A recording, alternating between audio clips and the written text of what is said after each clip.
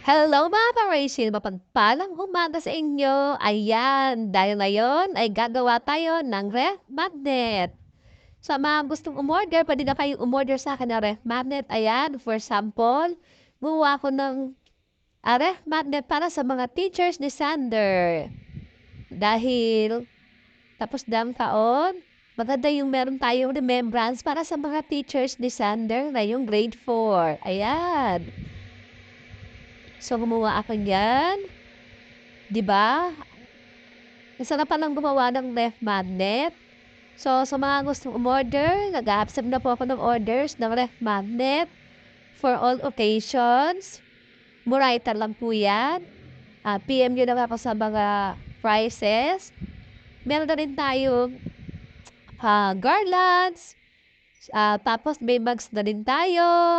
Tapos acrylic na ref magnet. Meron din tayo mga keychains. Ayan. O, diba? Tapos, anim kasi yung teacher ni Sander. Anim nga ba, no? Anim. Anim ang teachers niya. Si Sir Patrick, si Sir Ed, tapos si Ma'am Eliza, Ma'am Campus, siya si Ma'am Shirley, at si Ma'am Arya. Para naman, meron silang remembrance pagkatapos ng taon nito. Dahil mababait yung teachers ng anak ko, meron silang simple gift para sa amin.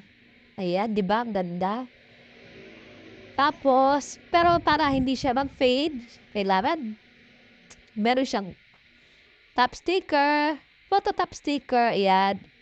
Tapos, para kahit matagal na siyang naka-display, hindi siya mag-fade. Ayan. O, di ba? Ang ganda-ganda. Syala-syala pa niyang tingnan. Tapos, medyo makintab pa siya. Bumili na rin ako ng pang-puncher para yung mga gilid ay hindi nakatuso para curvy siya, o, di ba? Tapos, dinagyan ko siya ng plastic isa-isa para mas presentable pag binigay sa mga teachers. Ayan. Tapos nga pala, ginawa ko silang cartoon para cute.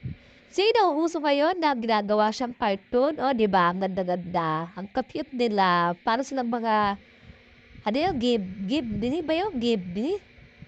O, ayun, basta yun na yun. Ayan, thank you sa inyo. Kung gusto nyo order, order lang. Accepting na po tayo. Minimum order ng ref magnet is 1 dozen. So, 12 pieces yun. Ayan. Kaya kung gusto nyo umorder, at saka meron din kaming cakes and pastries, meron din kaming page. Please like and visit our page, Rachel's Cakes and Pastries. Ayan. Thank you for watching ha. Salamat sa inyo ha. Bye-bye!